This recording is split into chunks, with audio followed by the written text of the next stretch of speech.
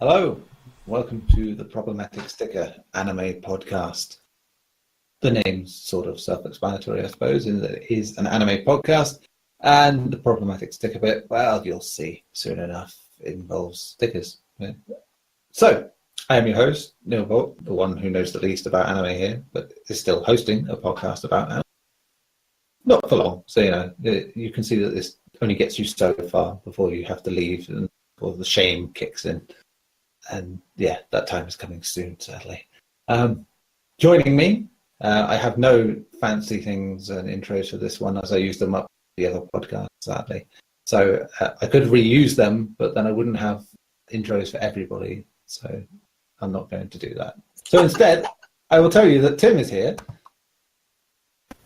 What? Where? There. Ah, nice. Hey. Hey, how are you doing over there? I'm there. You're there. Relatively speaking. You couldn't ask for much more, to be honest. I mean, that's good. If I am there, then I am a demonstrative. Well, if you're there, then you're not there. That's the main thing.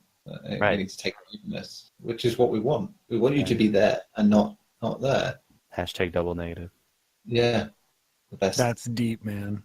It is deep, but not as deep and sultry as your voice, Klaus. Oh, thank you. Good segue. Thank you. Yes, how are you, Klaus? I am doing well. How are you, sir? I'm drinking this wine and I'm regretting it. Almost instantly because it tastes like vinegar. That's supposed to be good for you, though. Oh, yeah, sure, for like cleaning wounds maybe, but and like cleaning the windows, but It's also good for your liver. Maybe it will clean your soul. Doubt it. If you had one. Yeah, I am a bit ginger, to be fair. Sweet. So you what? Quarter soul, half soul? What are we talking? So now I'm more interested.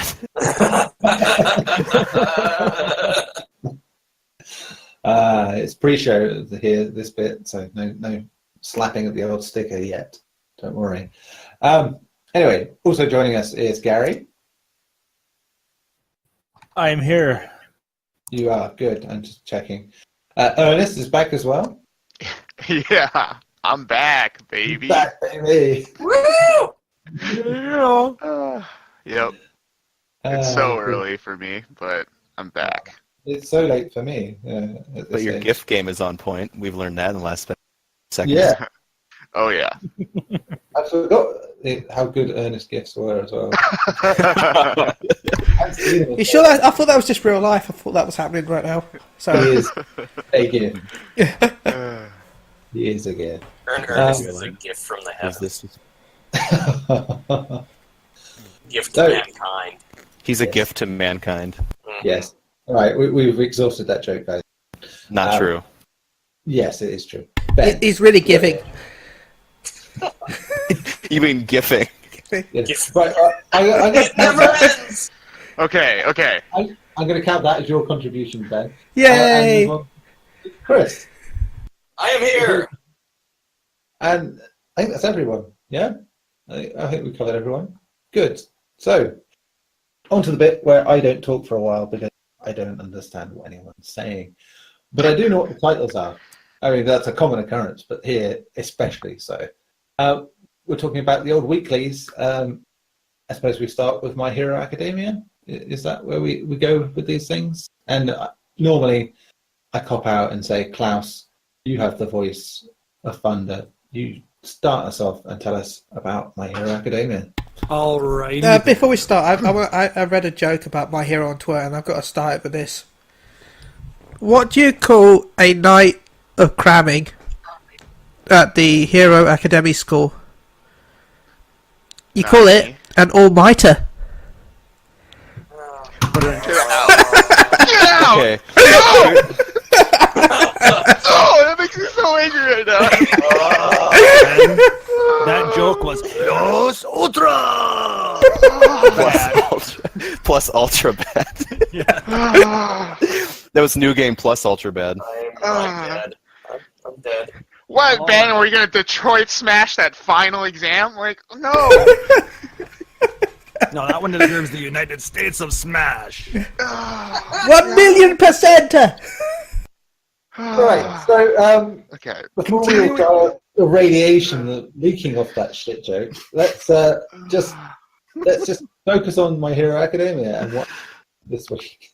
All right, so they are in the middle of their exam for their what do they call it? Their Provisional preliminary licensing. Provisional license. Provisional thank you. licensing, yep. And we saw the UA students getting basically ganged up on by a majority of the smaller schools. The UA crusher, is it the UA crush, I think they call it, or the crushing of UA? Or Something along those lines. The annual yeah. crushing of UA, yeah. Because UA is the group that generally people know what their skills are because of the sports festival. And because they are the prestigious school, everybody wants to prove something, and they go after the big guy. That just seems to be the way of the world, and this exam is no different. However, fortunately, because everybody has been practicing so hard on improving their quirks and coming up with their ultimates, they are able to repel the first volley of attacks. Until one of the users from one of the other schools uses his ultimate move, and basically his quirk is vibration. And he uses his vibration quirk to basically take out, blow up the ground after, they can't get a shot in edgewise on the UA team. So that basically splits everybody apart, and they have to try and find the other students. It's like the dome, the rescue mission at the end of the first season. Now they're all split up again, and they kind of try and find each other. And they're working on a divide and conquer at this point. Mm-hmm. Now that I figured, that was a pretty impressive quirk that guy from that school showed. I'm trying to remember what school it was. It's like Sekitse or something, or Shikutse, or something along those lines. It's not that second. Sorry, Ernest. I'm really trying not to slaughter the language. I just can't remember how the pronunciation goes. But and I can't remember his name either. But yeah, his power was the vibration, and he did that ultimate tremor attack. But yeah, there are a couple students all gunning for them now that they're all split up. Yeah, it's getting intense. Yep. So basically, we spend a lot of time watching Midoriya, trying to catch up with other students, and he ends up getting found by one of the students from that second highest school in the West. Again, now I'm trying to remember that school name. I can't remember it either. I just remember the one. She was part of the group that the one guy that we finally saw his whirlwind power. Shiketsu High School. That's the one. Yes, thank you. Oh, that's like a load off my brain, off the tip of my tongue.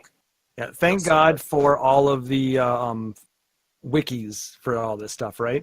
Yeah, the funny thing is I've got my computer open right next to me, and I'm lounging back, I've got anime playing on my TV while I'm talking to you guys, and I'm just like, I'm too lazy to get up and look what the names are. I want to see how good my memory is. And the other school was the Ketsubutsu Academy. That's where the girl was from. That girl that's... No, the girl that went up against... Is she from Shiketsu?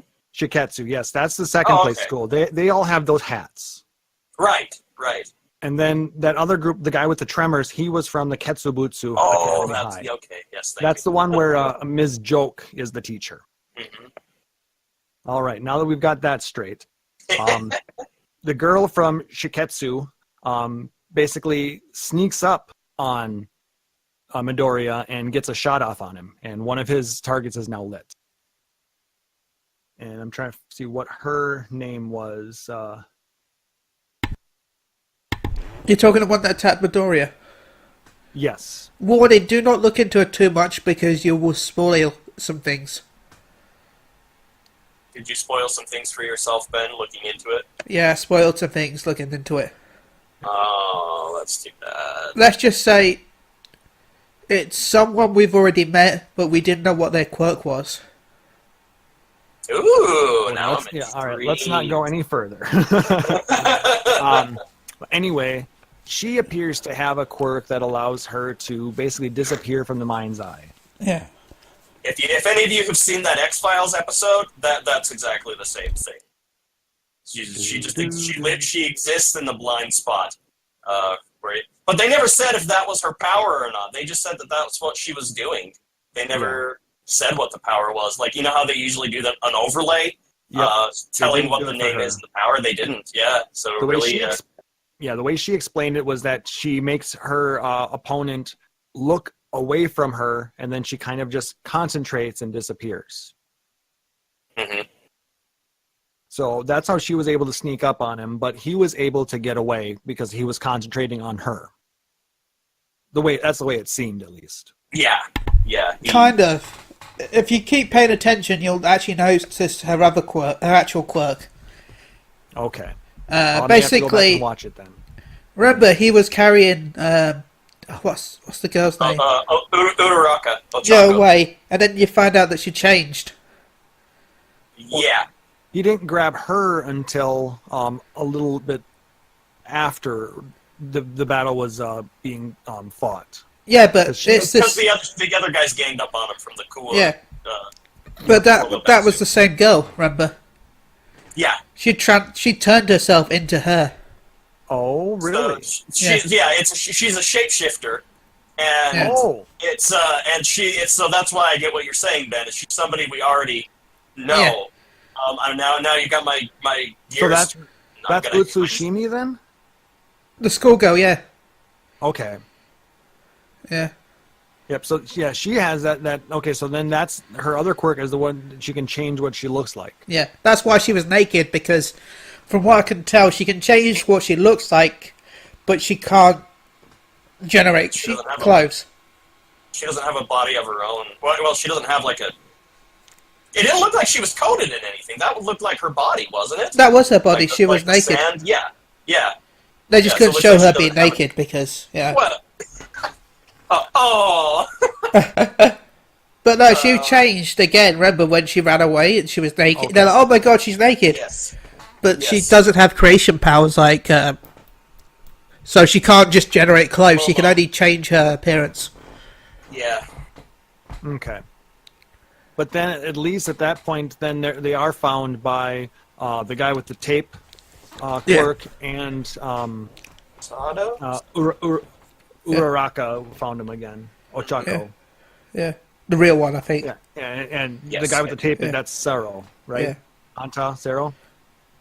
We skipped over something too. Midoriya, they kind of did. You know how it's always focused on Midoriya, and somebody's throwing a punch at him, and then they spend 3 minutes of him going over in his head exactly what to do and exactly how much All Might has inspired him and how much everybody means to him. And then, but like they did it this time, but the focus was on what they were trying to tell him about not destroying his body, because the point about being a hero is to rescue people. Yeah. And so Midoriya kind of realized that, and instead of trying to fight the other people head on, he was able to get his plan became then to get Ochako and get backup. So he's learning more. He's growing. Yeah, though he did notice that something was a little bit off when he had grabbed her, because he knew that she had been working on her zero gravity quirk and was able to float herself if in danger. Mm-hmm. But then he explained that he caught her anyway because he didn't want her to get hurt. Because the way she was falling, she would have hurt herself pretty badly, he said. And that's why this character is now like in love. Another character in love with Midoriya. All I'm going to say is because she wants to. Yeah. All I'm going to say is rewatch the episode. Pay attention to how she acts. You'll know just from how she acts who she is. Spoiler, man. What? I worked it out from watching the episode. I only spoiled it because I wanted to work out what her quirk was and try and remember her name. And I forgot her name anyway. All right, that's all right.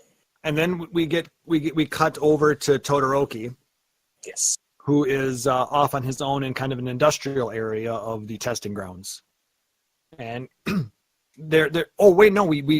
before that, we do meet the first year from Shiketsu High School again. Yes, whirlwind guy. Yes. Yoarashi. And he is amazing. Everybody's fighting in this area. and all of a sudden their balls are slipping out of their hands and they're flying in the air. You got to get a good grip on those balls, you know. You got to cup it just right. I know that game. Don't let your balls get away from you. Exactly. Otherwise, they'll get sucked up in a whirlwind. Yeah, and that's And painful. then used on you. Yes. His ultimate teabag attack, where he just like slams the balls down onto everybody so hard he wiped out 120 people in one instant and passed the exam. Something Yes, like he was the first one. your hero ridiculous pride and stuff. I love that. I love that character though. Oh yeah, I really want to know more about this guy. I want more about him. Because he's he's so intense. He's like, it's such an honor to fight with you, and then he bows, and he's just. He bows so hard he smashes his head in. Yes, he is basically. He's so. Well, he seems like he's such the most perfect guy, because he's so respectful and so excitable, and everything is just so amazing to him. He's such a Chad, guys. I mean, really, such a Chad. Sorry, my own little punch it. But I'm interested to see what his character is actually like. So I want to see how he builds in the story. But then we go to Todoroki. We're hearing that more and more people are passing the exam. I think at this point they're up to 54 because Todoroki decides he has to get going because he was trying to figure out, can I meet up with more of my classmates, or do I go up against a group that's been weakened by another group? So he's trying to figure out his strategy, but more than half the spots have been taken now, and he needs to get going. But he is found by a group of 10 people Power from another Rangers. school. Yeah, they're dressed like colorful Power Ranger ninja type guys. There's a name for it, Gary. You and I looked it up for that specific name for something like that. Ernest, you might know it. It's not it's not like a seinen. It's not a shonen. It's there's another name specifically for. Is it Sentai? Sentai sounds right.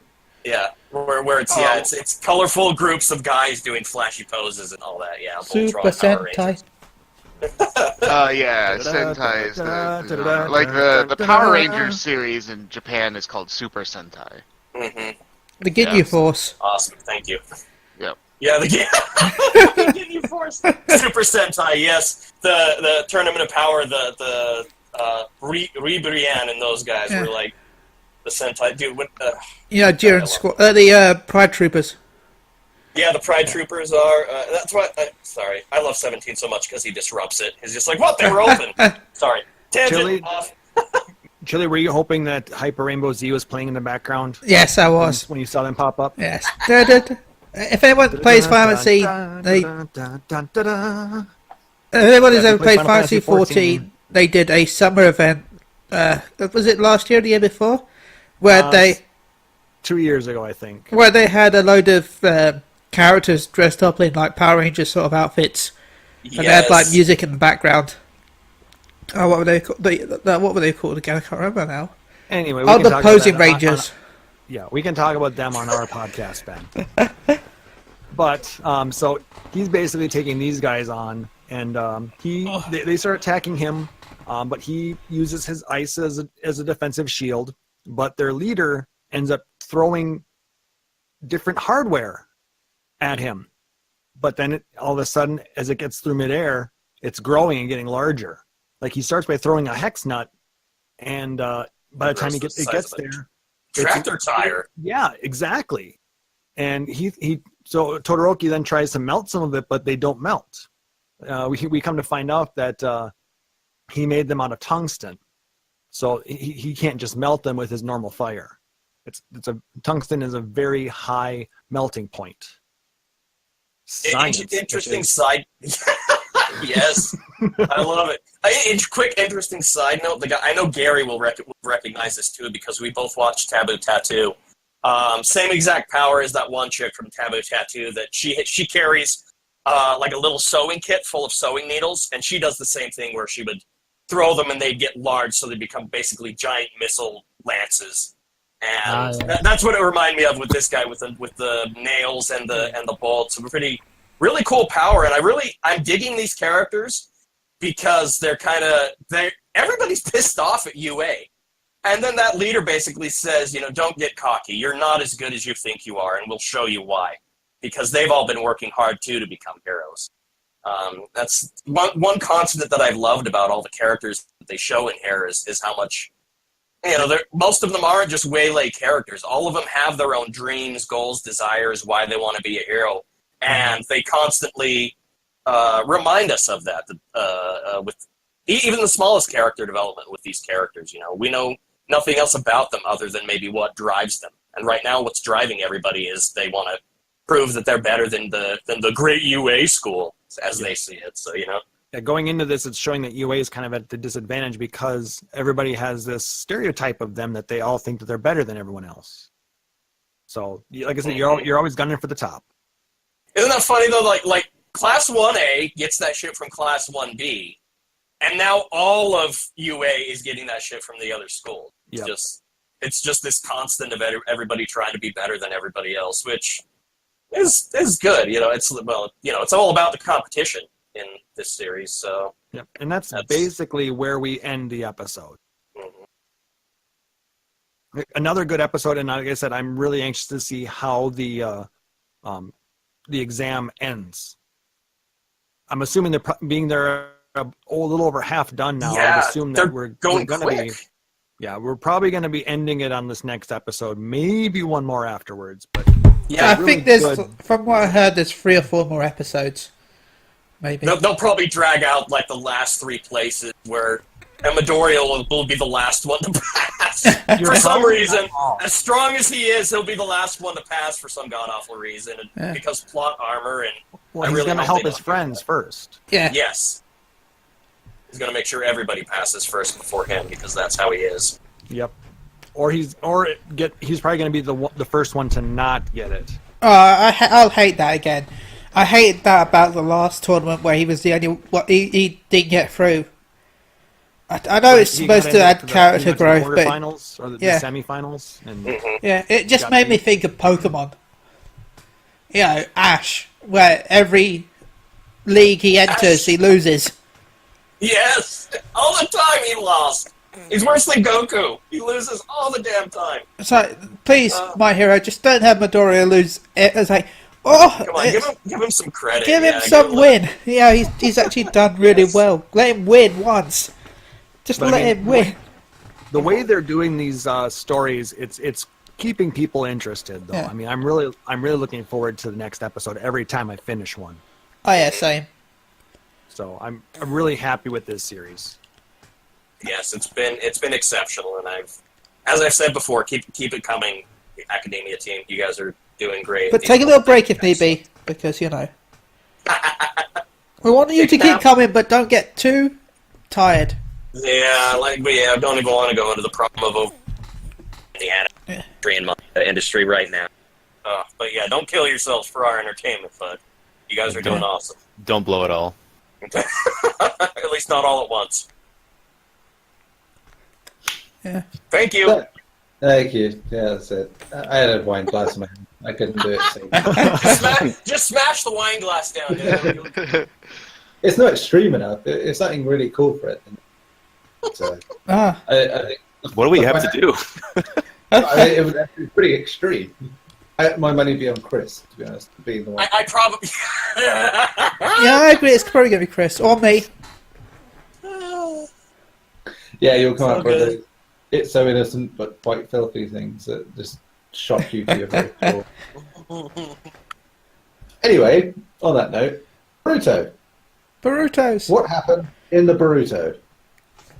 Do you want? Why don't you start this off, Ben? Well, basically, after last week's episode, he started to go around apologising to people that he used the ninja tool on during the tournament, and I actually saw a load of character growth this week, which I liked. I actually really like this episode. Yeah, it's a really nice. Basically, I'm just going to start by saying this is the cap to this particular story arc. Yeah, it's a lot of it's going to be. They're just putting a lot of closure on the different story threads that we've been going through, and so, like I said, like you said, Boruto starts apologizing to everybody. He goes up to Shinki, and he says, "I'm sorry for for what happened in the tournament. And even though his comrades were like, you're kind of an asshole for doing that, and why should we forgive you? Shinki's like, don't do it again. Yeah. And even, you see it hit Shinki because later on in the episode he talked to Gara about, how, and Gara's like, look, you don't have to do exactly what he did. You go your own way. You've got a long way to grow still. You've got your own ninja way, your own ninja path. And then he runs into Team 10 with Shikadai and Chocho and all them. And he basically, the two of them, they go on top of one of the lightning trains. And, I think that was a really good scene, actually. Oh, it was an adorable scene. Yeah. With Shikadai. I apologize. No, I apologize. To apologize. Yeah. He's like, no, I need to apologize to you. But it's like, they were really busy with a lot of missions because not only has, there was a lot that happened between when the Otsutsuki clan attacked and then the rebuilding started. So they've been really busy with their missions. Shikadai, wanted to make sure that he wasn't ignoring Boruto for what happened, because Boruto had said, "Hey, I need to talk to you when I get back," because they needed to straighten out the air and clear the air between the two of them. I mean, they're best friends. Yeah. And Boruto was like, "No, I need to apologize to you for how I acted and all that stuff." But the two just ended up fighting a little bit and ended up laughing at the end, and it was hilarious, and it was a very cute scene. It did seem like how friends would react, to be honest. It felt natural.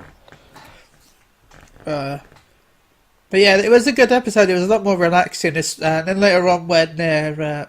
also, Mitsuki met up with Orochimaru. Also, that was an interesting scene where he was telling them off for using Sage Mode. Oh, yeah, and he was like, I'll do it again because I need to make sure that Boruto doesn't get hurt, and I need to make sure to protect my friends, Makes me wonder what his Sage Mode is, because it's not like they haven't seen Sage Mode before, because Naruto used it. Exactly. And so did, I'm sure someone else has used it once. Jiraiya. Well, Jiraiya's used Sage Mode. Fourth Hokage. I don't know if he ever used Sage Mode. He said he used it, when he got Edo Tensei. He said he'd learned it, but he couldn't really use it in battle because he hadn't mastered it. Okay. So, that's at least still 3 people that's seen it. And remember, although the Hidden Leaf hasn't seen it, Kabuto had Sage Mode. Yeah, when he fought Itachi and Sasuke. Was that Sage Mode he used? Yeah, that was the Snake Stage Mode. So maybe that's what Orochimaru was talking about, because if only a few people have seen that, then because most Sage Mode is Toad Sage. Yeah, most Sage. What Naruto has and what Jiraiya had, that's from the Toad Sages. So it might be a very, very different form of Sage Mode. It might work very differently. So who knows? Yeah, because we only really saw Kabuto use it, and he hadn't really mastered it. So he only had it because he stole, DNA from everyone. Power, his DNA, yeah. So the other part that I really enjoyed about this episode was when Boruto got home that one night after talking with Shikadai, and Naruto was there. Oh yeah, and then he punched him. He brought him a cake, a late birthday cake for him and Himawari. Yeah. And then they're like, "Oh, is it really you?" And he's like, "Yeah, it's me." And then he punches him in the gut. It's like, "Oh, so you're not a shadow clone." I love that part. I also love that Hinata took over the controller. They've got the two, pretty much the 2 strongest ninjas, because Boruto's incredibly smart. Naruto's, of course, the strongest ninja that exists, and Hinata's like, "No cake if you don't shut up." Oh, we're sorry. It was amazing. It was the most. It was just. It was hilarious. It's like, no cake. They're like, sorry. And so true. I mean, how many households are actually run by the wife? All of them. Mine. All of them. Mine. Full on. I will. Yes. And we also learned that Killer Bee is alive. That's good. I mean, when does he die? He always has some way of surviving. So It's his rap. It's his hot beats. Yeah, you're not going to lose those fat beats. Yes. Bakayaro, konayaro. Oh my God, yes, Klaus. I want to hear you rap that everything you said. I want to hear you rap that to me. Oh yeah. And I'm going to use that as my white noise to go to sleep at night. I want this. I loved Killer Bee though. I wish there was more stuff about him. I think they went a little overboard in the Naruto series with him, but I'd like to see a little bit more of him in Boruto, just a little bit. Yeah. One of those characters that acts better as a cameo character, kind of like for those who've seen Hunter x Hunter, Biscuit, who kind of falls into the same role as Killer Bee, and but she kind of does that. She appears in one season, is gone for a long time, and then comes back. So yeah, if they do that with Killer Bee, I think he exists as a good intermediary trainer in some instances to push them to the next level. I think that's why I like Sasuke so much in Boruto, because he's just not everywhere. Yeah. Well, that and his character has changed a bit. You know, the fact that he's a father now has somewhat softened his edge, but he is still, I don't know, between him and Naruto, I don't know really who is the strongest. Naruto. Naruto has the most flashy jutsu. Yeah. But Sasuke's got the Rinnegan with Sharingan. True. With Mangekyo Sharingan. So he's got the most powerful Sharingan plus the Rinnegan.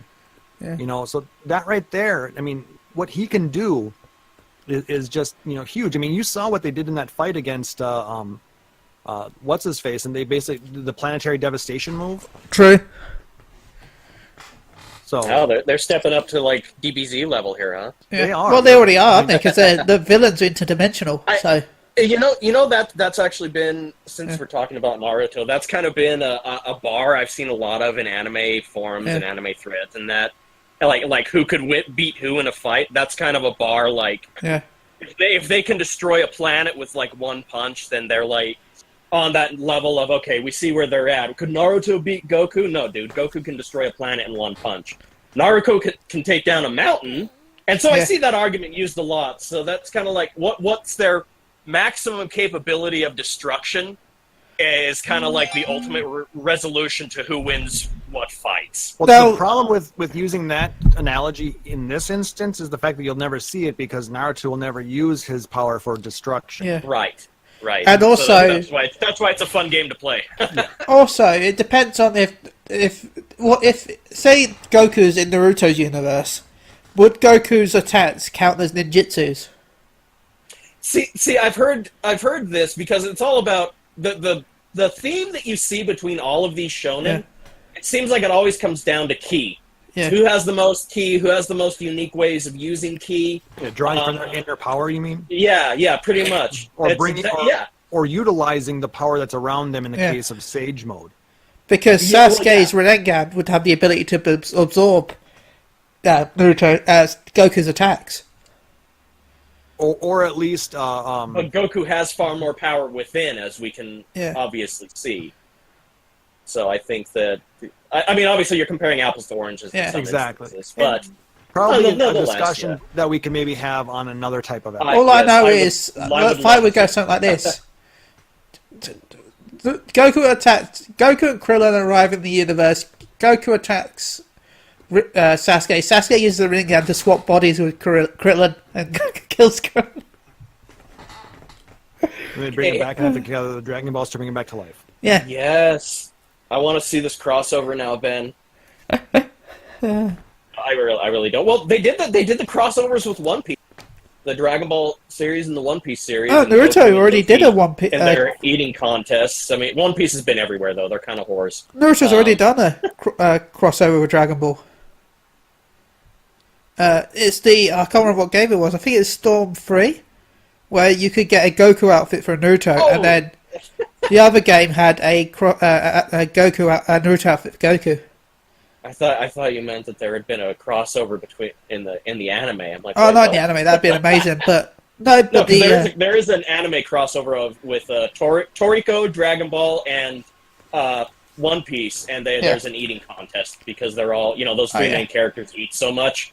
Pretty great. You guys should go check it out on Crunchyroll. For that week, for that year, because it was like their anniversaries of Shonen Jump, I think, they had the author of Naruto design Goku Dragon Ball picture, and they had the Akira Toriyama design a Naruto picture. Ooh. It was kind of cool. So characters in the opposite show's style. Yeah. Very interesting. You'll have to find those and post them up again. So I have to say the episode ended in probably one of the neatest ways possible. Both Naruto and Boruto overslept. Yeah. And as they're both rushing out the door together, they're like, this wouldn't have happened if you were staying up so late playing video games. Like, well, if you had if you hadn't agreed to play with me, it was back and forth banter between father and son, and it was absolutely adorable. It ends with the two of them bumping fists. By the way, I found that symbol on his hand weird. Yeah. It reminded me of, remember when Naruto and Sasuke fought, what's her name? Kaguya. And one had the sun, one had the moon. Mm-hmm. That's the same sort of thing on. Though this symbol is basically a diamond, similar to what what's her name, Tsunade has on her forehead. Yeah. But this is in the middle of his hand, just like Naruto and Sasuke had, like you said. Yeah. So it's got to be related to his, the powers that were given to him at birth. That partial Byakugan, or those blue eyes. Yeah, the bluest eyes. As they're called. It must be related to that. So we'll have to see where that comes from, or what it's going to lead to. And one last thing. I must admit, this was the first episode where I had a scene where I felt like this really does feel like it's a new story from Naruto when he's like, I don't want to be Hokage, I want to walk my own path. That felt like an actual... Yeah. That actually felt like finally they're finding their own place. Yep, that was amazing. Because basically, the three of them were standing on top of Naruto's head on the Hokage wall, and Sarada's like, you know what? Your grandpa was Hokage. He was the fourth. Your dad is the seventh Hokage. Why don't you want to be Hokage? He's like, you know what? That's fine for them, but this is my story. I want to be like Sasuke-chan. Yeah, and he did. He said that he wanted to be, the one that's protecting the village from, the shadows, and he said he wants to be Sarada's right-hand man. Yeah. And then I think she took that the wrong idea in a way because she blushed. Well, I think she has a crush on him. Yeah. I think she always has. But just doesn't want to admit it. Yeah. But again, it was an amazing episode. Very happy that he said he will never use the Cheater no Jutsu tool again. Yeah. I mean, he flat out said that to Shikadai. So that was good. Good episode. I want to see what where the storyline takes us next. That's a segue to you, Neil. Is that it? Yep. Yeah. Good, sorry, I had to come back across. Because it's unlike Skype, this doesn't sort of show up in the where you can sort of mute, unmute. So I had to physically come back and find it. So yes, that is Boruto. So we now move on to, we missed out on last week because we were having such in-depth discussions. The Violet Evergarden review, which it's been a couple of weeks, of course, since that happened.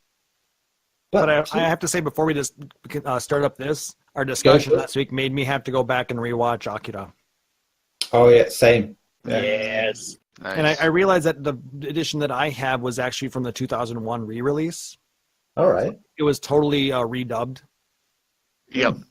Like it had Johnny Young Bosch in it instead of the original voice cast. So was it any better? I think the original probably was better, but it was still good. Don't get me wrong. But, Johnny Young Bosch is always great to hear. I still enjoyed it. It was still a good time, but if you haven't watched it, go see it. Good. All right. Yeah, so that's how we got that. Yeah, Akira is just great. As we said last week, if you haven't seen it, it's a very important piece of cinema in the landscape of manga and anime. It's very important too. So do make sure you watch it. In the meantime, we are on Violet Evergarden, which obviously got pushed last week for that epic chat we had on that. Last week I was all ready to be a bit disingenuous with it. Not because of not liking it or anything, but just saying it's like it's the anime version of Dollhouse. But then you'd have to have been one of the 10 people that watched Dollhouse to know what I meant. You and Gary! So yes, this is not based on the Joss Whedon property Dollhouse at all. But follows very similar theme of basically having dolls that perform certain roles. Don't put your mind there, even though you probably should, because that's kind of part of it too. Yes, thank you. Saving my hands, keeping them soft and supple in my old age. Thank you. Gross. And sweaty. Yes. There you go. Mom spaghetti. Mom spaghetti. There was definitely vomit on my sweater, but it's been so hot I haven't had to wear it. It's fine. Does someone want to sort of give a more in-depth description? I have a description here, but it's so long-winded, I think before I actually get through it. So, go on. Someone take a piss. I can do it. It was Tim's suggestion, or so Tim. I'd really like to see what his take on it Come was. on. Yeah. Go on. Poem the shit out of this thing. It's an anime. Wow. Yeah. I'm killing this. Deep man. The perspective, in a nutshell, is of this young girl who was fully intended to be just a tool for war, and in the under the care of the major, she was given more human perspective, more appreciation for those things, but not enough. And in his dying, which is, the first episode, so it's not a spoiler. Yeah, it's showing in the trailers. He just got hurt. In his dying, she pursues, from his last words, she pursues humanity, like getting away from that life of murder and mayhem, which she was, as we are hinted at, very good at. But she wants to do something more fulfilling. And she didn't realize that at first. She was still trying to figure out what he meant by living your life and live it free. Right. And Oh my god, I just realized what else. you're welcome. No, Detroit become human. That scene literally is in Detroit Become Human. Oh, really? Interesting. Yeah. I haven't played it yet, so I don't know too much about. Well, I know what it is, but I haven't played it, so I don't know what the story is in that. Basically, Lance Henriksen just tells the same story to his robot, and that's it. So yeah, there you go. Yes. Thank you. Don't know why it took that long to figure that out, but yes, it is amazing. That's what I'm in here. So you're saying David Cage stole some more stuff? Well, he's David not the Cage. first person to do robots and feelings and growing as people. But yes. Anyways, sorry, Tim. Sorry. It was just something we both. Yeah, Tim. Mm-hmm. That's the general premise. Yeah. Yeah. No. So so she tries to go and it's the what is it? It's her lieutenant, not her lieutenant, but a lieutenant from another division that was friends with the major. She wakes up in the hospital. He comes and gets her. Her arms are all bandaged up, so we're like, oh, she must have gotten pretty hurt. And then he gets her, takes her to a house. They start talking, blah blah blah. quick way of getting into. He basically hires her at his business. Right. He runs a postal company. Yes. Yep. And he hires her to give her something to do. And after a couple of days of work, she's very diligent. That's the cool thing. The military training made her they give her a task, and boom, she's on it. And we find out that she has actually these really intense it's something I really like about these settings is when two different settings kind of clash, and they have such advanced technology in this universe, despite looking like it's happening after World War One. Like with the building setting, right. the no man's land that they show in the brief war scenes, but she has like this perfect like I don't know what you call it. It's almost like Full Metal Alchemist, like the kind of male automail. The automail intricacy of how it makes her.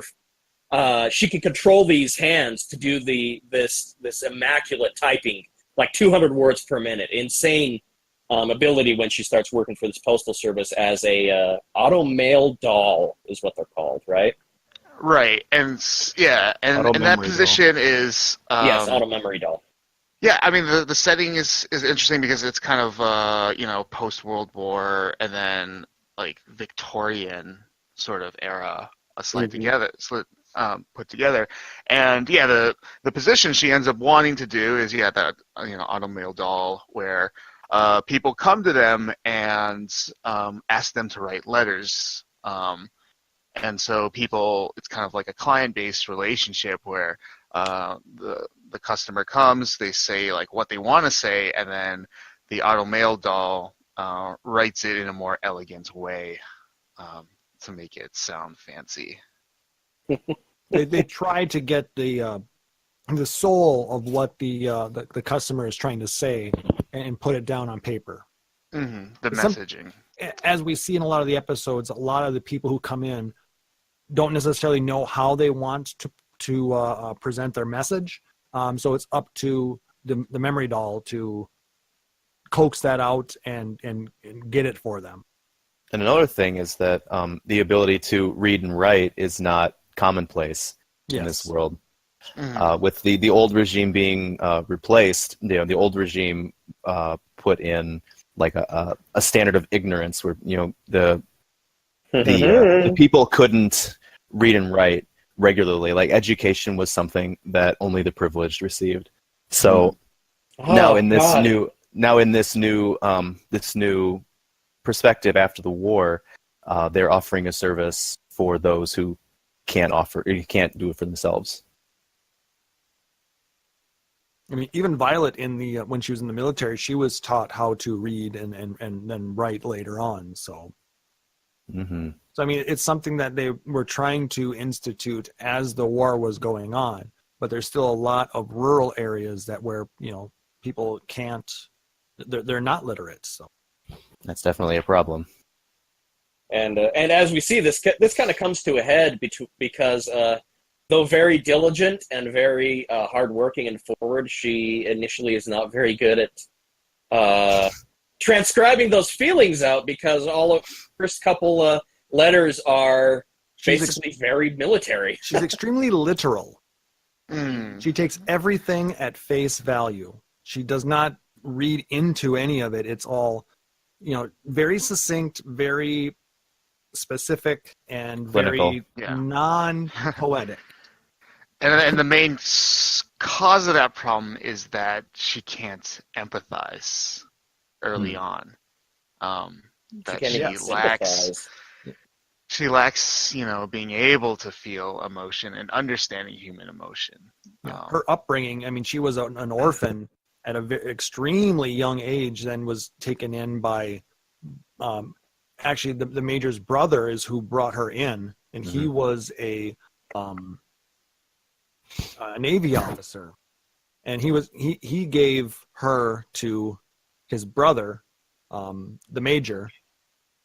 And then it was the major who was actually the one who was very kind and was trying to instill some humanity in this poor girl. Were they? I have to bring this up. Were they insinuating about what she might have gone through before? Was I right in interpreting that as horrible as it looked, involving like trafficking in that, or am I just misunderstanding? Yeah, I think so. It was pure military. Yeah. Okay, because I never really caught. They never said where they found her, or like where, or too much about the. Anyways, no, just how she was all ragged and looked like she'd been through hell. Like I don't know. I didn't know what to interpret. I didn't immediately go there. Come on, Beth. But Yeah, I mean, she's an orphan know. in wartime, so who's Yeah. survived by just her own skill to fight. Yeah, and I can't make assumptions. I assume the worst. That's just I assume that the worst has happened in these people's lives to make them how they are. But she's very but that's one of the things that's endearing to me about her is because every time in the series as she starts to learn now how to empathize and kind of these little lessons about love. See, this is kind of what I was telling you earlier about Tim.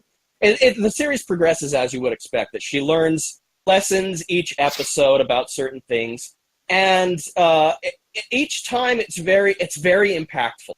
Each episode is very, very impactful to me. It was like how when you were watching Mushishi at my recommendation, Tim, where it was each one I had to I couldn't binge it. I just had to sit and really think about each one, and I could empathize with all these characters, especially, because you and I have been becoming fairly close and talking for long periods about in-depth stuff, Tim. Mm-hmm. And the character that is the girl who just wants to... She's with she has the glasses on. I can't remember her name. She's really sweet. She's a great character, and she really, really just wants to write beautiful letters. And that, to me, I was like, that's Tim. That's fucking Tim right there. That's the... because I know some of your dreams about being like that. So that there were many identifying elements in all of these characters that, like I said, I found both endearing and actually resonate with. Oddly enough, opposite our heroine here, who was just in the infant stages of learning about human emotion and trust and just how what it means to live and what it means to be human, and it's done in a very beautiful and endearing way through each of these people's stories that she comes across. Again, hence the Mushishi, what it reminded me of.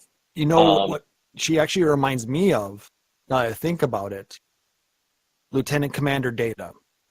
Yes. Oh, beautiful. Yeah. Yes. Yeah. Data's hot. Yes. Good old Brent Spiner. Yes. Brent Spiner, if you ever would listen to this, we absolutely love you. And everything you do, and Data was one of our favorites, apparently. One of my favorite. I grew up watching The Next Generation, so yes. Absolutely, and it's like, now that I think about it, how, Data was, progressing through the Next Generation, and how his humanity and how he acted from the beginning to the end of the series changed, and how he started to empathize without actually being human. Mm-hmm. It reminded me a lot how Violet was actually regaining her humanity. Yes. And how she was understanding people, and how she was understanding the things she was told, and the things that she's seeing, and how it was impacting her, and how she was then able to take that and use it as an auto memories doll and improve her life and live again, and not just exist. Yes. And she that's the beauty of it is deciding to become an auto memories doll was the first. I think they said it in the second episode or the third one. It was the first time that she herself had wanted something and wasn't doing something at the behest of her commander. Very true. Right. So it was kind of her first desire, if you will, and her first experience there of wanting to be something and do something with her life. Well, actually, the first thing that she wanted of her own was that brooch. Yes, very true. But, beyond that, this was the first decision for what she wanted to do with her life. But yeah, the first thing that she ever wanted was that brooch that they found in that town as she was still working under the major. Mm-hmm. And it was that same really bright, like a teal emerald. It reminded stone that reminded her of his eyes. Yes, and even allegory. His mother said the same thing when she went to meet her. Mm-hmm. Which that was a very, very heartwarming scene. When when Gilbert's brother brought her to see their mother, and her memory had been failing her for many years. But when she saw her, she was reminded of the time when she was brought to the house, and then she saw that gem, and she commented, "Oh, that's the same color as Gilbert's eyes." Mm-hmm. And it was just very heartwarming. The feels, man. I wasn't when you said unique, Tim, or what did you say? I can't remember what you described it as last week, but when you said that, I'm like, okay, cool. I'm in the mood for something like this. And that exact feeling that Klaus, you just summed up, I was not expecting them feels. And I hate to say, I haven't, like I said with the Mushishi thing, I wasn't able to finish the entire series because it was just, each episode just captivated me so, and just made me think, and I intend on finishing it, but I love everything about it, these characters. It was a nice reprieve from the usual anime fare we find ourselves in, you know? Oh, this was one of the most heartwarming and endearing series that I've seen in a very long time. Like I said, it's very different from the shonen style anime that we talk about every week, or that we seem to recommend most of the time. Mm-hmm. But like I said, it's very human. It's very elegant. The art style is amazing. Mm-hmm. The art direction, the music, everything flows beautifully together. Mm-hmm. It's very well done. It really does. It just, as a package, it's just so refined that compared to pretty much most of what we have covered since we started this podcast, it's unbelievable. It's on a very high level. Yeah. Yes. In not, many ways. Without even, I don't want to say without even trying, because they try, but it seems effortless, you know, in how it's done. You know, you get a lot of try hard things. We've been reviewing things, and there's been shows where we've looked at and gone, yeah, I get you're trying to make some big point, but you're trying to hit it with a sledgehammer. Here, this is a violin solo effort performance. You know, it just flows so beautifully into the animation, into the story, everything, and it's just absolutely lovely. You know, the other thing I want to go ahead. Sorry, finish. I was just say, as much as I make jokey comments about it, it is just a lovely thing to have watched after we've had so many weeks of stuff you could shrug at or things at, and to have something here where it's classy, almost by comparison. You're just like, yeesh, maybe the industry as a whole could do a bit better. I know you can have your fun stuff and that's fine, but when you have other stuff trying to be serious and it just fails so spectacular, and then you have this where it, as I said, it is so effortless. It really just shames a lot of the things we've seen in recent times. Now, the thing that I wanted to comment on finally on this, in comparison to the Fate anime that I recommended a few weeks ago, the way that this series used flashbacks and exposition to tell the story was masterful. Mm-hmm. It did it in a way that fit the stories. It showed us things in the past to help us make sense of why things are the way they are and how they're proceeding that way, versus how clunky it was in Fate. Yes. So I mean, it was just so many steps above a lot of the animes we've seen in the last couple of weeks. In terms of presentation, it reminded me of something on the level that Studio Ghibli would do, as far as the animation goes, and just kind of how they use the flow and their camera angle. It's a little cleaner in its line work, but yes, I was actually going to say something like that. There's very reminiscent pieces that are reminding me of some of the great studios like Ghibli. Yeah, I mean, for me, it was probably closer to Hasada's than it was a Ghibli thing. Yeah. Okay. Yeah. True. No, I definitely agree with that. In terms of what it reminded me of, and that, It was That's a just so beautifully done for everything. Just that's a really good thing to bring up because as I'm a stupid bastard and I feel like just talking with everybody whenever I can. But Ernest and I had a conversation about it Yeah. earlier this week, and one thing he brought up particularly was the subtleties in movement, and Right. I don't want to take. I want your perspective because I can't really Yeah. dictate it. Right. So yeah, I mean, a lot of you have commented now on the production, and that's both the visuals, but also just the direction and the arts. So this Violet Evergarden was done by Kyoto Animation, which is by far one of my favorite studios, and definitely one of the best in the industry. They are known for doing a lot of popular works, stuff like K-On!, Haruhi Suzumiya, recently Miss Kobayashi's Dragon Maid, Nichijou. oh my god! They did Kobayashi's Drag. Oh, Yep. They've adapted yes. the Studio Keys visual novels like Claned, and recently they did the film A Silent Voice, which is fantastic, and you should check I need it to see out. that. I've been reading the manga, and I'm just like, Yummy. But they are, very renowned for putting out like high quality works, not just visually, but also with direction and art. And unlike most other anime studios, which contract out a lot of the work, Kyoto Animation keeps most of their people in staff and invest in developing their talents.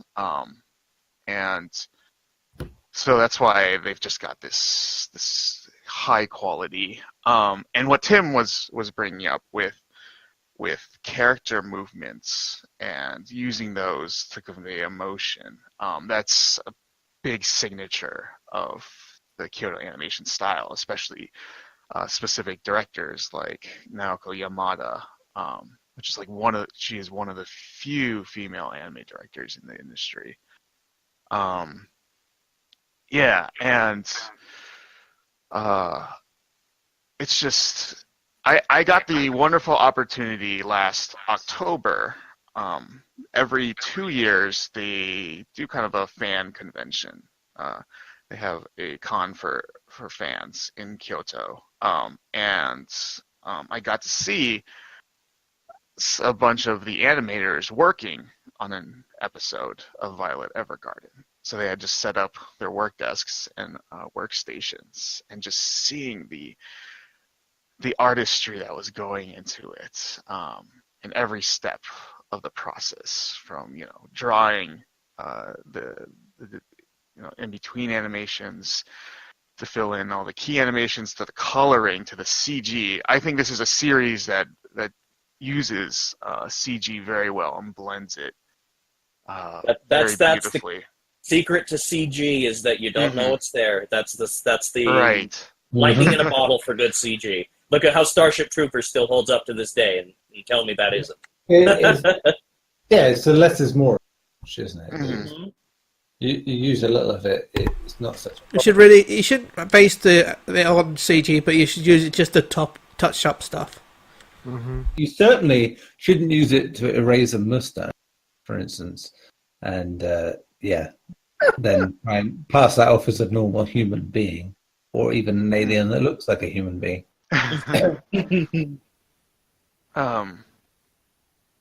With Violet Evergarden, it works so well when it's not always focusing on Violet, right? It's about the people that she meets and their stories and how that impacts her. There was an interview where a staff member said, it feels like we're watching a violet prism, referring to how light passes through her and disperses.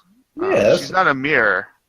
Instead of Violet having an effect on the world around her, it's through the people she meets that she finds how to improve herself and begins to change who she is. Violet's that kind of character, and that sums up, I think, the core storytelling. Yeah, of Violet Evergarden. on that note, yeah, it's worth noting that each episode is the narrator is the person talking about how Violet affected their lives. I think except for one or two. So no, they've all done it. It's all been because the first one was from the lieutenant's point of view, and then the next one was from the first girl that she kind of helped out, and like I met Violet Evergarden back in summer of blah blah blah. So yeah. So my personal opinion, I guess, review of this series is I love Violet Evergarden. I love this series. This is my favorite anime of the year. I don't think there's been anything quite like it. To point out, it did come out this year, as we point out. It came out early this year. I have watched a lot, but of the things I have watched from this year, it's easily head and shoulders above anything else. Yeah. So it came out earlier this year, and it came out at the perfect time for me. And I can't get too into specifics just because it's very personal. But, I was, going through just some really tough things and going through emotions and experiences that I had never faced before. So, I could definitely relate to Violet's journey in that way. Because it is sorry, I was going to say, sorry, it is very much a fish out of water story. It's hard. And I suppose for you, you've had this journey away in Japan for the last year or so. That surely, I can totally see how that must relate with gone through, because I'm again not going to mention things I know. Right. Some of it. Yeah. So that's it. I know. Tim knows a lot about even more that. Yeah. But I basically relate to. I have to take anti-anxiety at this point. Yeah, it's definitely relatable. Whatever you're going through, we're. And a big part of it, what I've been going through is saying, is kind of lost and saying goodbye. So, going through Violet Evergarden is a very, I guess, cathartic. I can't say the word. Cathartic.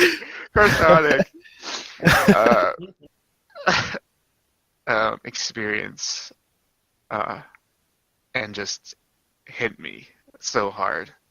Isn't it amazing how an art form like this can do that to a person? That's the beauty of it. Yeah, I mean, that's the sign of a true masterpiece, is when you can actually relate to it on a personal level. Yeah, definitely. And that's why we all have different ones that relate to us on personal levels that have moved us to those emotions, those tears, It's too bad that Gary's is Bible Black. Oh man, you got ahead of me there.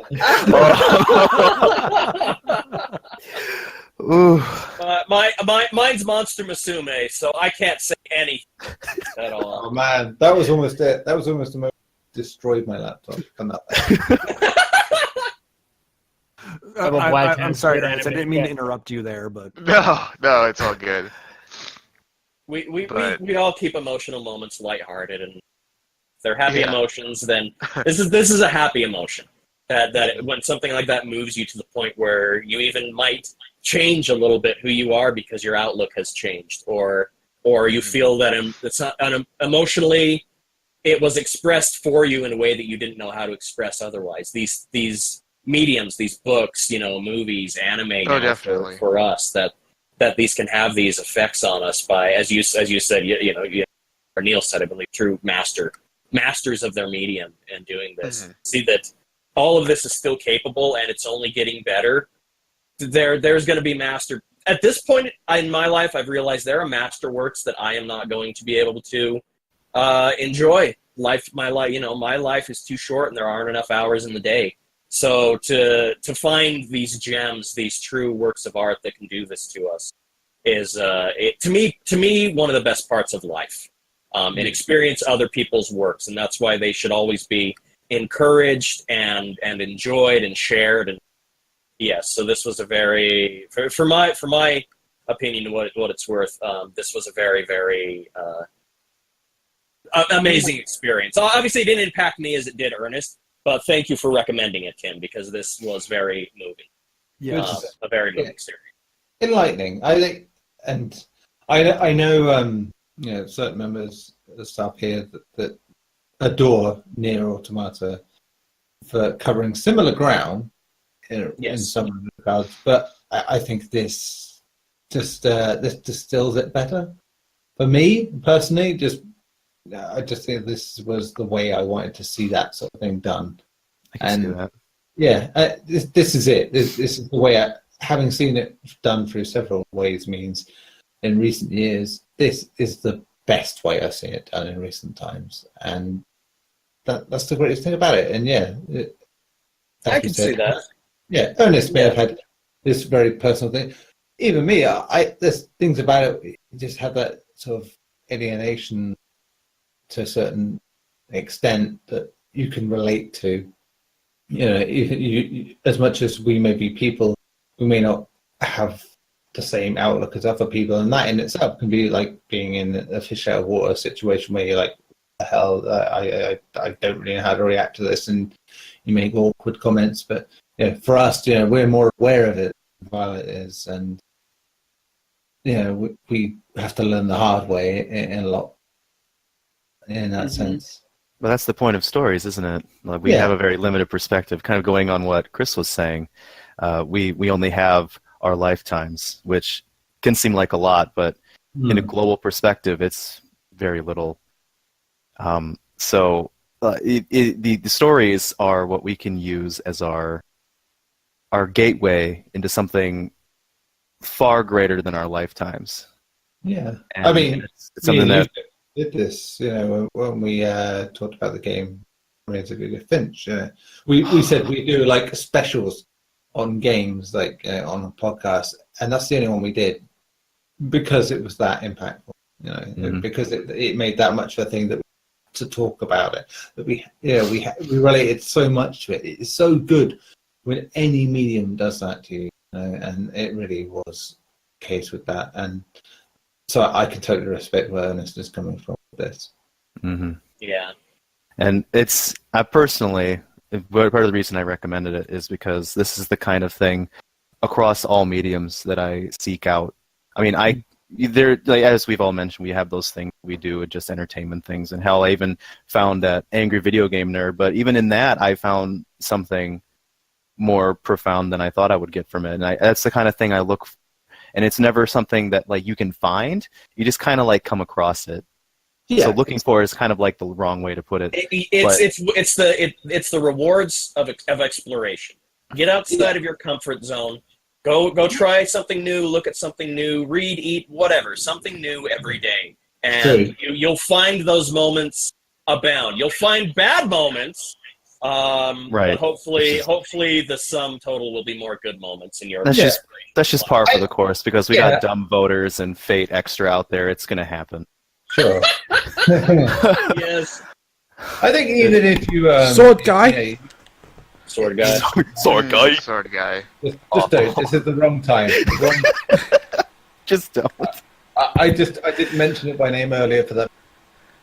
But just even within a medium, no matter what genre you like, we'll still find those really profound moment things that hit you. Me for being a big horror fan, I still find stuff that is absolute trash, but I love it, but which is great watchable stuff while you're eating a snack. But there's also this stuff that drags you in and really just needles you in a way that, most people would say, oh, horror must scare you. That's it. But no, it affects you on many different ways, and that's the way you got to see it. That you can't tie any one genre thing to a certain set of emotions because they can affect you in so many different ways. And this Violet Evergarden is proof of that. That you can have this whole medium where there's stuff like Monster Musume, and there's this. Are you because different they are strokes for different folks. I mean, one relies more on strokes than the other. Let's be honest. A lot more strokes, to be fair. Well, for you maybe, for me, nah. But yes, Yeah. Well, Depends on Neil's how just sad a they quick. are. Yes. but yeah, it just shows. Mm. And see that we can appreciate all of it, though. Yeah, that's what I mean. You can have that variety. That's great. Mhm. But I think you should always have those poignant things like this, things that really matter, that make you feel and that have made us discuss this well beyond the time we would expect. Mhm. Yes. If we'd added this to the end of last week's show, Christ, we would have been dead by then. Yeah, Oh, we'd yeah. still be talking about it.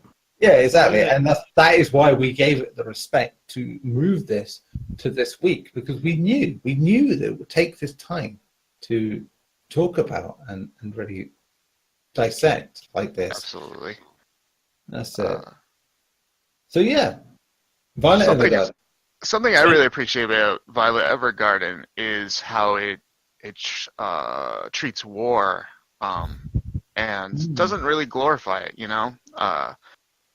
Oftentimes in anime it's all gung-ho, and we don't see how it affects people, especially post-war.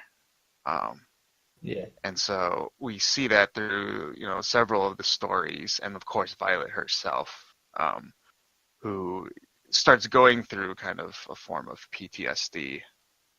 And after I had finished the series, I had discovered on our anime over on Reddit, there's a thread written by a veteran about his thoughts on Violet Evergarden. And in his opinion, it captures. He says it captures so much of the experience of coming back home and adjusting back to civilian life and dealing with PTSD and the things you've seen and done, and recovering from all of that. So yeah, I recommend just search Violet Evergarden veteran on Google, and it should show up.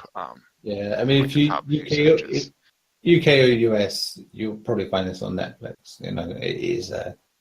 So by all means, check it out. It is a phenomenal show, to be honest. Especially compared to what we've talked about in recent weeks, it is probably more than anything we've talked about on here so far since we started this show, I would say. So yeah, it's important. I feel if you have any kind of emotional connection to the things we've talked about, then yes, go for it. It is worth your time to try it out. So we are done with that, and obviously we have to pick a new anime now, having had 2 weeks off of doing so. And obviously I am not long for this world, podcast world, that is. Don't die. The real reason you're leaving, man? Yeah, that's it. He's becoming the undead. That's how committed he is. I mean, there will be no more fitting. Oh, sweet, it's Vincent Scarborough. That's the werewolf territory. No. So are you saying that you would like to give? I like to give. Oh, I always like to give. But, hot, yeah. We finish each other's sandwiches. Or will Neil be taking with this recommendation, robbing us of some innocence? Oh, please. I don't know how much more innocence you can get out of me. That innocence, you're getting blood from a rock. It's no. Yeah, am I the purest one on this? I think so. Yeah, I'm gonna go. Yes. This podcast, they're not looking for innocence. Okay, guys. In all honesty, yes. Before I realised I actually had something I lined up weeks and weeks ago before this became a thing, I was thinking, yeah, I'll pick something ridiculously mean and disgusting, because what better way to go out on than my brand? But still, but still, the other side of my brand is to be sentimental and wishy-washy, and so as a result, my pick is My Love Story. That is what Oh. now, again, it doesn't matter if you've watched it before, because that's Yeah. never the point of this. Because Right. I've watched this before. This is why I'm recommending it. I kept this on the back burner because I really, really wanted other people to see it if they hadn't, and even if not, just to discuss it next week would be great. So, just a quick about the show. Takeo Goda is a giant guy with a giant heart. Too bad the girls don't want him. They always go for his good-looking best friend, Sunakawa. Used to being on the sidelines, Takeo simply stands tall and accepts his fate. One day, when he saves a girl named Yamato from a harassing train, his love life suddenly takes an incredible turn. Takeo can hardly believe it when he crosses paths with Yamato again, and he finds himself falling in love with her. With a handsome Sunakawa around, does Takeo even stand a chance? It's a wonderfully awkward romance series, and I really feel it has to be seen if you haven't seen it and discussed, because it's just so lovely, in a way that a lot of anime isn't. We've been talking about this, how there are certain tropes in the anime community, and this feels quite sweet by comparison when it comes to. It's more about tenderness than it is about lust. And I really think this is worth investigating. You can find it on Crunchyroll, so if I think everyone here has that, so that is fine. And yeah, I feel it will be a fitting last thing for me to add to the conversation as far as this podcast is concerned. Not to say that it'll be the last time I'll be on it. I'm just saying, regularly, this would be the last time I'll be on it. So I want this to be the last thing I pick. So yeah, My Love Story. That is the one. That is the homework you have got for next week. So This looks delightful. it is very delightful. 24 episodes on that, I might add. So, yeah, I just realized I had to segue into myself because I am the host and I have to end the podcast as well as set that up. So, we will end with the usual information shout out sort of thing. Ernest, you are the most desperate to go soon, so I'll get you down first in case we take forever doing this. Ernest, go. I guess just shout outs to everybody who listens to the podcast, to all you guys, and then to Tim for choosing Violet Evergarden. I'm glad that he watched it because I actually recommended to him a while back.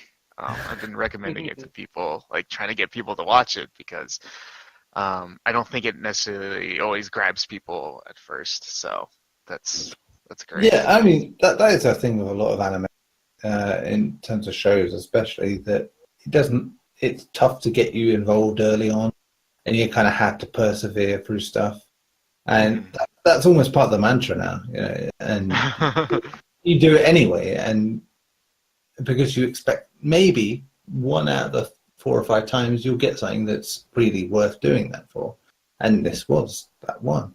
So yeah, it's good. So always remember that with your anime shows. It's give it a few episodes to really see if you want to watch it or not, because guaranteed, if it's good enough, it will show you in that time. Yes. Very Japanese. It's a very Japanese thing, I think. It's there's a lot of, even in games, there's a lot of that. Anyway, Tim. I'd like to shout out you, Ernest. I know you, and now that you said it, I remembered that you did recommend this to me a while back, but I'm really bad with recommendations. And I think we all are, right? and I just feel like a huge asshole now that you said it, because I was in motivation to this, I was finally coaxed into seeing it because of this like collectible site that I'm part of. and somebody said, well, why is there nothing for this? Capitalism drove you. Well, it's in my blood being, but it was all because of this it's a collectible thing, and somebody said, well, how come there isn't a doll or how come there isn't a figure for this lady? And it was the attire that caught me. It wasn't like Violet's her face. outfit. Yeah, it wasn't her face. It wasn't her hair. Anything. It was the outfit. It was modest but very poignant and very specific, like dated, and yeah, like the whole thing. Like I was just taken by the outfit, so like I got super interested to look it up, and then you told me some more about it, and then I got all horned up. So here's to you, Ernest. I'm a terrible friend. No, you're a good friend. And listeners, of course, yes. But I would also really like to shout out all of you on here because, like as I mentioned a couple weeks ago, I was leery of this recommendation for you guys because I wasn't sure how it would be received, and I definitely didn't give you guys enough credit. I did not give you guys enough credit. So thank you. Yeah, I mean, I remember you mentioning that. You really had no reason to fear because it's just superb. We're all a bunch of softies. We're far more deep than we look at first, especially Gary. Gary is very deep. Gary is profound. He just hides it. Yeah. Yes. Gary is the deepest lore. Hashtag deep Gary. Bible Black, huh? Have you guys watched it? Never mind, I take it all back. Yeah, Yes. we're too nice. Klaus, what about you? Well, I want to thank you guys for having me on, as always. Shout outs to everybody listening.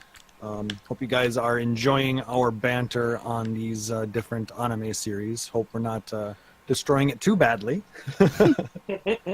And like I said, if you guys are interested in all things Final Fantasy, I do recommend that you check out our other podcast, Phoenix Down Radio, at phoenixdownradio.com. I'm joined by some guy named Chili. He is an asshole. He kind of is, he likes to eat hot foods for some reason. Spicy asshole. Yes. But amazing guy, amazing show, all because of my co-hosts. So, but again, thank you for having me on here. I appreciate it.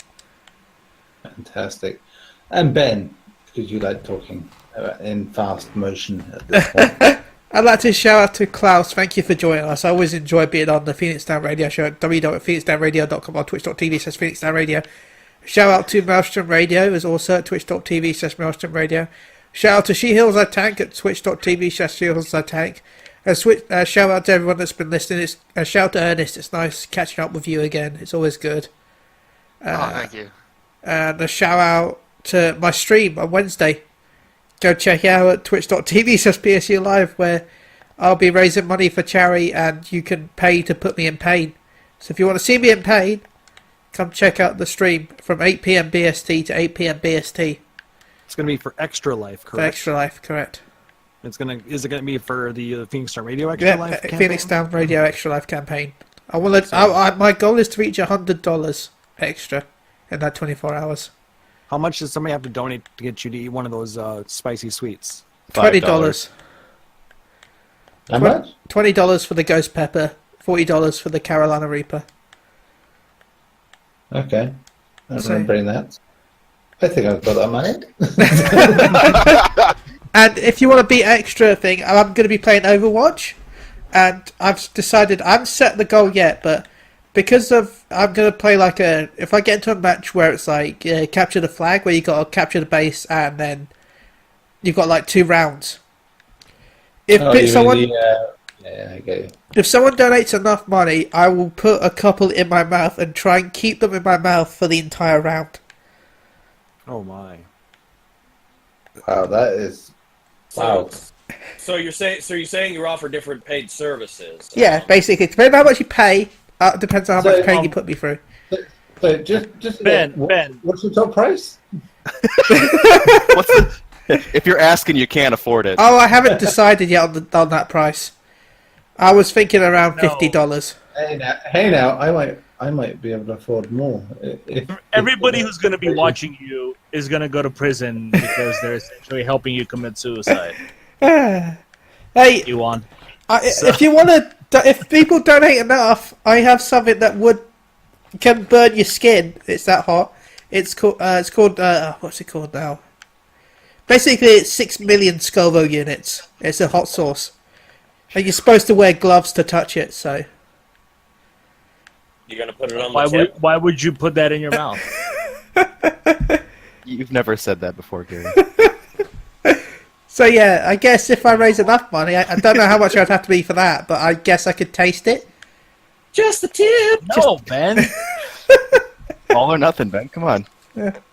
So yeah, It's the phone number to Scarborough Police. It's for good stuff. It's for a good cause. you talk about that, by the way. Sorry, can I do a quick segment? Quick story. You're making me forget who's next, but go ahead. I was coming home from walking around, and my neighbour's like, "Why were you stood at the corner with 2 other people?" It's like, "Oh, we were going to the gym." They're like, "But that's the police station." They're like, "Yeah, we're Pokemon Go. We're at the gym." But that's the police station. Do you mean we don't have a police station anymore? I'm like, no. Who's on first? Oh my god! The Pokemon Go gym is the police station. So you're saying the police station is the gym? Where's our police station now? I was like, no. The gym is in the police station. The police station. I'm playing a game Why are they so fat there then? where the gym it's like using the map. I was like, oh, so the police station is still the police station. I'm like, yeah. So where's the gym? Oh my god! Too much. I love them, but it was just so funny. How I do you guess guys stupid get in people these everywhere. situations? Like, I just... Going outside, Chris. Yeah, I was there for like 15 minutes trying to describe what a Pokemon Go gym was. Okay, so Gary, you haven't gone yet, have you?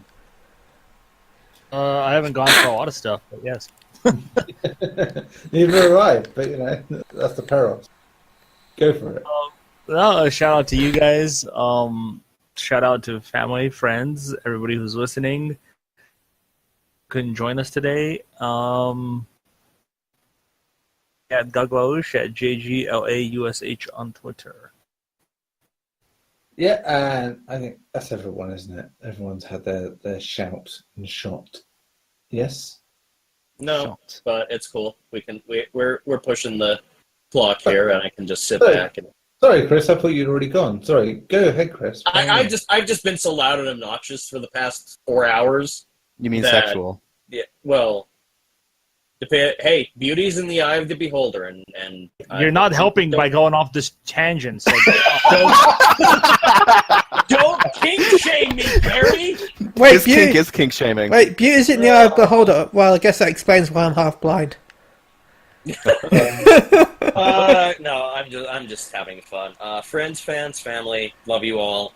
Thank you to everybody who listens to the podcast and our discussions, and hopefully you'll all walk away with something better. That's it. Thanks to you guys. Really, always a pleasure talking to you guys about this stuff. So, I love you all so much. Yeah. Sorry, Chris. I stuff to do all it. I do this between 2 podcasts. I forget who went when. It's so easy. So easy. No, I know. You're fine, dude. I'm having fun. I was waiting to see. Honestly, I was waiting to see if anybody else was going to say, "Hey, I don't think Chris is gone yet." So I was actually sat there thinking. You all failed the test. Oh, Chris is still here? I'll be honest. I was sat there thinking, did Tim go? Yeah? Yeah, I couldn't remember if Tim had or not. Yeah, I was telling Ernest how bad of a friend I am. Yeah. That's why I ignored it, because you're an awesome friend. I can vouch for that. Which part? All of it? Yeah. All of it. Yeah, so that leaves me, and I say, hey, it's great that I get to host this podcast, despite, relatively speaking, my complete lack of knowledge to everyone else. Don't worry, once you leave, I'll take that spot. Yeah, sure. The lack of knowledge part? Hardly. You're so much more qualified than I am at somebody. Yeah, I mean, relatively speaking, sure, maybe, but I am very much coasting on my heels here, and yet it's still an absolute pleasure to do this every week with you guys.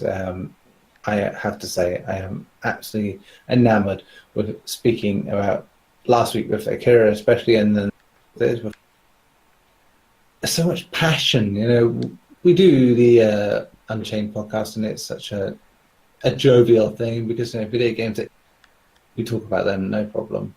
This throws up fresh things every week, and that is what I like about it. You know, it may not be my specialist subject, but it is still something I enjoy discussing with you guys. So hats off to you guys for tolerating me in the host chair while I get slowly drunk through the space of 2 hours. Thank you. Bless you. Until next week, where I will still be here, so don't worry. I have to be at the very least. Come on. Until next week, it is customary to say tatty bye. So, tatty bye.